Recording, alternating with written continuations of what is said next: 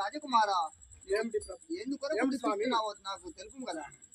శ్రీ వీర బ్రహ్మేంద్ర స్వాముల వారికి స్వామి చెప్పండి. నేను చేసిన పాపములో